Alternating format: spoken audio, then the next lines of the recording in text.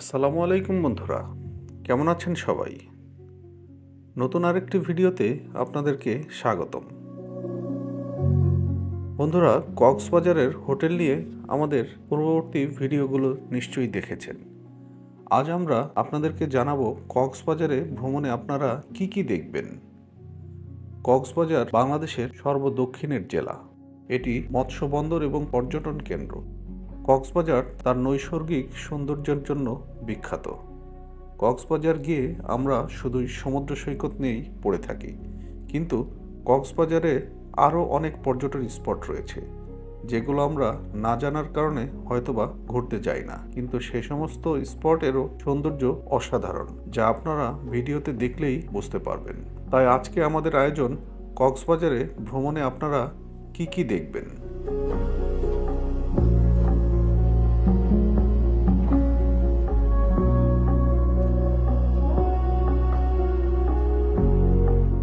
বন্ধুরা, কক্সবাজার ভ্রমণের বাকেট লিস্টে প্রথমে আমাদের যে নামটি চলে আসে সেটা হলো কক্সবাজারের সমুদ্র সৈকত।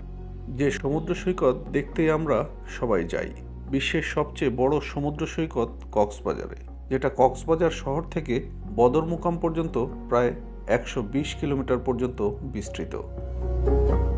সারি সারি ঝাউবন, পাহাড়, ঝর্ণা, বালুর নরম বিছানা এবং বিশাল সমুদ্র সৈকত। বঙ্গোপসাগরের নীল জলরাশি আর শোষ গর্জনের মনোমুগ্ধকর সমুদ্র সৈকতের আরেক নাম কক্সবাজারের সমুদ্র সৈকত। এছাড়াও কক্সবাজারের সমুদ্র সৈকতের সাথে উপভোগ করে নিতে পারেন বিচ হাইকিং, প্যারাগ্লাইডিং, সূর্যোদয় এবং সূর্যাস্তের দর্শন। এছাড়াও কক্সবাজারের Laboni point, Kolatoli point, Sugandha beach প্রভৃতির সৌন্দর্য।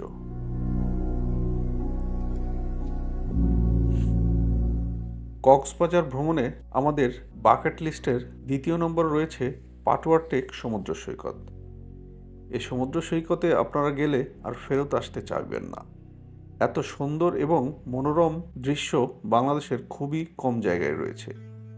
বিশ্বের দীর্ঘতম সমুদ্র সৈকত ও সেরা পর্যটন নগরী কক্সবাজার মেরিন ড্রাইভ সড়ক ধরে এগুতে থাকলে প্রতিমধ্যে দেখা মিলবে নান্দনিক পাটুয়া টেক সমুদ্র সৈকতের। কক্সবাজার থেকে টেকনাফগামী মেরিন ড্রাইভে ইনানি সমুদ্র সৈকতের পরেই রয়েছে পাটুয়া টেক সমুদ্র সৈকত।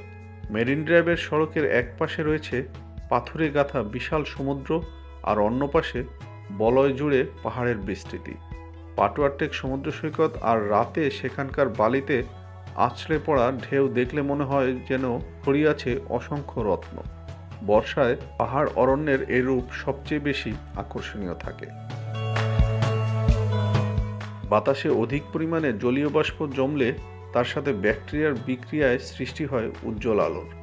প্রকৃতিতে রাতে নির্জন সৈকত ও গভীর অরণ্যে এনে দেয় আলো ঝলমলে উজ্জ্বলতা। বিশাল আকাশের নিচে এক অপরূপ নীলাভূমি উখিয়ার পাটুয়া টেক সমুদ্র সৈকত। এছাড়াও আপনারা যেতে পারেন রামু রাবার বাগানে। 1960-61 সালে অনাবাদি জমি জরিপ করে গবেষণার মাধ্যমে রামুতে রাবার চাষাবাদ শুরু করা হয়।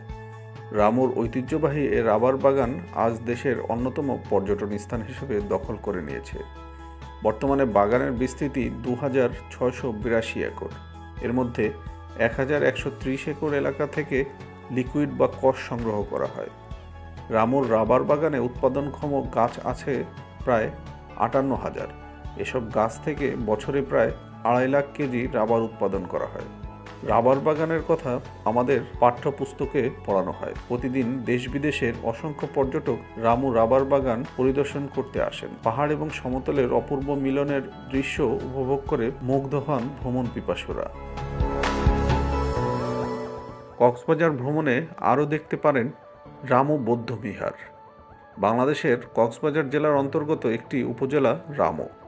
ঐতিহ্যবাহী বৌদ্ধ পুরাকীর্তি সমৃদ্ধ রামুতে রয়েছে অসংখ্য প্রাচীন ঐতিহাসিক নিদর্শন। এগুলোর মধ্যে রামু বৌদ্ধ মন্দির, বিহার ও চৈত্যজাদি উল্লেখযোগ্য। রামুতে প্রায় 35টি বৌদ্ধবিহার বা ক্যাং ও জাদি রয়েছে।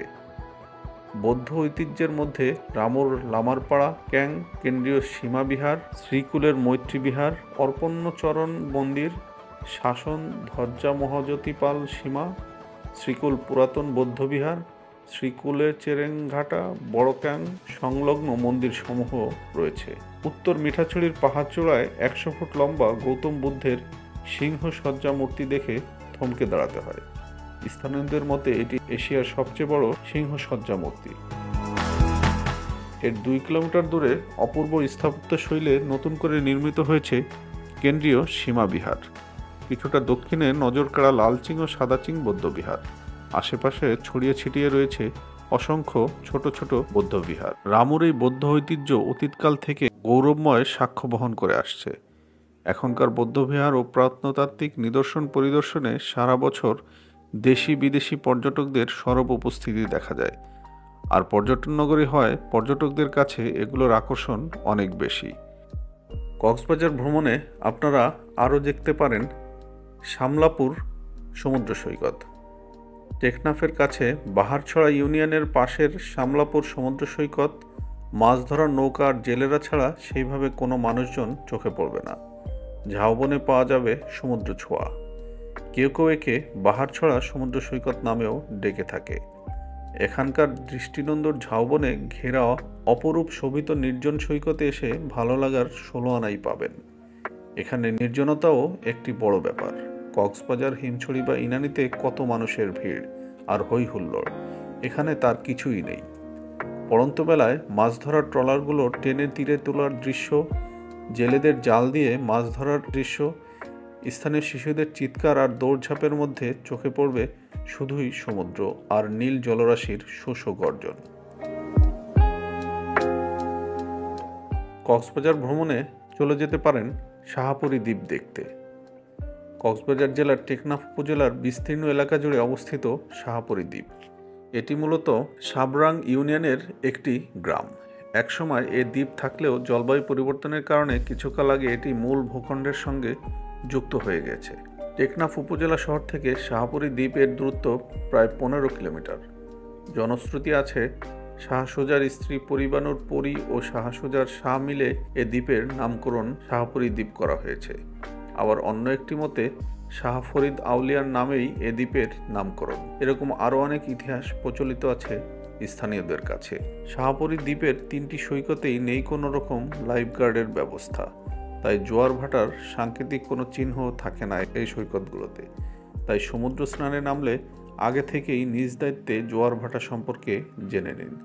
কোনো অবস্থাতেই ভাটার সময় সমুদ্রে নামবেন না। কক্সবাজার ভ্রমণে এরপরে আমাদের বাকেট লিস্টে রয়েছে ইনানি বিচ। হিমছড়ি থেকে আরও 5 কিলোমিটার গেলেই ইনানি বিচ বা ইনানি সমুদ্র সৈকত। ইনানি বিচে প্রবাল পাথরের ছড়াছড়ি, অনেকটা সেন্ট মার্টিনের মতোই।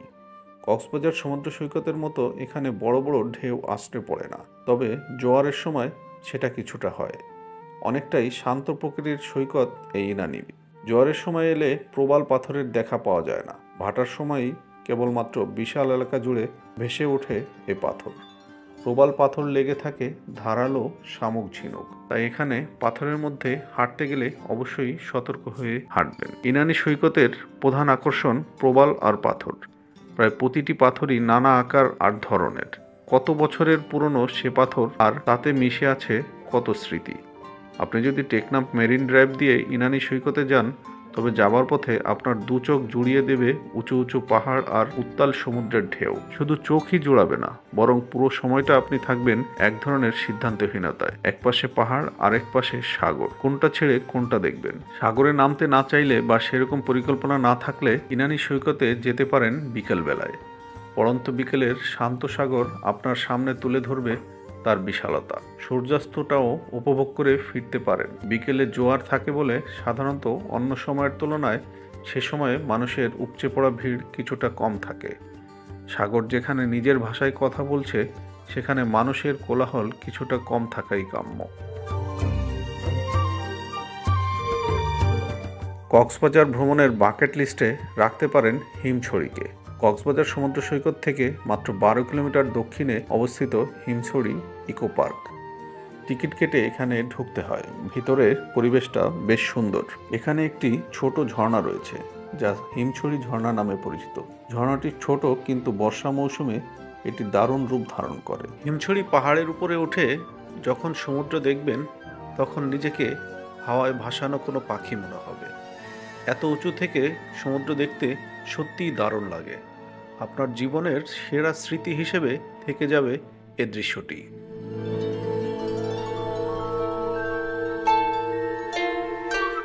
বন্ধুরা, কক্সবাজার ভ্রমণে আরও আপনার বাকেট লিস্টে রাখতে পারেন Dulahazra safari park. Dulahazra safari পার্কটি কক্সবাজার জেলা শহর থেকে প্রায় 48 কিলোমিটার উত্তরে এবং চকরিয়া থানা থেকে 10 কিলোমিটার দক্ষিণে কক্সবাজার জেলা শহরের দক্ষিণ বন বিভাগের ফাঁসিয়াখালী রেঞ্জের ডুলহাজরা ব্লকে অবস্থিত। মূলত হরিণ প্রজনন কেন্দ্র হিসেবে 1999 সালে বাংলাদেশ বন ও পরিবেশ মন্ত্রণালয় কর্তৃক এই পার্কটি প্রতিষ্ঠিত হয়। এই সাফারি পার্কটি 900 হেক্টর এলাকা জুড়ে বিস্তৃত। ডুলহাজরা সাফারি পার্ককে কেউ কেউ সাফারি পার্ক বলতে রাজি নন, কারণ এখানে প্রাকৃতিক অবকাঠামোর বদলে অত্যাধুনিক ও কৃত্রিম অবকাঠামো গড়ে তোলা হয়েছে বেশি। 8টি ব্লকে ভাগ করে গড়ে তোলা এই পার্কে মুক্ত পরিবেশে হাঁটাচলা করা যায়, পরিবারের সদস্যদের নিয়ে অনায়াসেই বেড়ানো যায়। ডুলহাজরা সাফারি পার্ক মূলত হরিণ প্রজনন কেন্দ্র হিসেবে প্রতিষ্ঠিত হলেও এখানে বাঘ, সিংহ, হাতি, ভাল্লুক, গয়াল, কুমির, জলহস্তী, মায়া হরিণ, সম্বর হরিণ, চিত্রা হরিণ, প্যারা হরিণ প্রভৃতি প্রাণীও রয়েছে। এই পার্কে স্বাদু পানির কুমির যেমন রয়েছে তেমনি আছে লোনা পানির কুমির। কিছু পশু পাখি খাঁচায় বন্দী হলেও এই পার্কে অবস্থানরত অধিকাংশ পশু পাখিদেরই বিচরণের জন্য উন্মুক্ত জায়গা রয়েছে। পর্যটকদের জন্য রয়েছে বিশ্রামাগার ও ডরমেটরি। এখানে স্থাপিত একাধিক পর্যবেক্ষণ টাওয়ারের মাধ্যমে নয়নাভিরাম সৌন্দর্য ও পশু পাখিদের বিচরণ নিরাপদে পর্যবেক্ষণ করা যায়। কক্সবাজার ভ্রমণে আরও দেখে আসতে পারেন কুদুম গুহা। এটি কক্সবাজার জেলার টেকনাফ উপজেলায় অবস্থিত একটি প্রাচীন গুহা। কক্সবাজার থেকে টেকনাফ আসার পথে হইয়াক্যাং পাহাড়ে কুদুম গুহার অবস্থান। এটি বাংলাদেশের একমাত্র বালুমাটির গুহা। মনোরম পাহাড় ঘেরা পরিবেশ, পাখির ডাক আর বন্যপ্রাণীর আনাগোনাময় এই গুহাটি পর্যটকদের কাছে দারুণ আকর্ষণীয়। সমুদ্রপৃষ্ঠ থেকে প্রায় 1000 ফুট উপরে অবস্থিত এই কুদুম গুহার দৈর্ঘ্য 500 ফুট এবং প্রবেশমুখ 12 ফুট উঁচু। কুদুম গুহাকে স্থানীয়দের কাছে কুদুং নামে বেশি পরিচিত। অসংখ্য বাদুড়ের আশ্রয়স্থল হওয়ায় এটিকে বাদুড় গুহাও বলে। সাধারণত কুদুম গুহায় 2 প্রজাতির বাদুড়ের দেখা মেলে। এছাড়াও বিভিন্ন প্রজাতির শামুক, মাকড়সা সহ জলচর যোগসহ নানা প্রাণীদের বসবাস এই গুহার ভেতরে ঢুকলে কোথাও হিমশীত জলের দেখা মিলবে, আবার কোথাও কোমর অথবা কোথাও গলা সমান পানি পাবেন। গুহার দেয়ালের গা বেয়ে চুইয়ে চুইয়ে অনবরত পানি ঝরে। গুহার যত ভিতরে প্রবেশ করবেন পানির গভীরতা তত বাড়তে থাকবে। শুকনো মৌসুমেও কুদুম গুহার ভিতরে কোমর সমান পানি থাকে, তবে বর্ষার সময় সেটা প্রায় গলা পরিমাণ হয়ে যায়। গুহার পানি বেশ ঠান্ডা তবে স্বচ্ছ। এই স্বচ্ছ মিষ্টি পানিতে রয়েছে বড় বড় টাকি জাতীয় মাছ, কই, কাকলি, তিনচোখা, ডানকিনে কালো রঙের চিংড়ি, নানা রকমের ব্যাঙ, গুগলি আর শামুক প্রভৃতি। কুদুম গুহার ভিতরে এতটাই অন্ধকারাচ্ছন্ন যে জোরালো আলো ছাড়া এর ভেতরে কিছুই দেখা যায় না। এই এলাকায় বিচরণ করে বাংলাদেশের 1/3 বন্য হাতি। এলাকাটিতে মূলত চাকমা জনগোষ্ঠীর বসবাস। এই অঞ্চলটির সাথেই লাগানো মিয়ানমার সীমান্ত। বন্ধুরা, কক্সবাজারের ভ্রমণের এখানেই ইতি টানছি। এছাড়াও কক্সবাজারের চতুর্পাশে আরও কিছু স্পটের নাম আপনাদেরকে বলে দিচ্ছি, যেগুলো নিয়ে পরবর্তীতে হয়তোবা বিস্তারিত ভিডিওতে জানাবো। যেমন মহেশখালী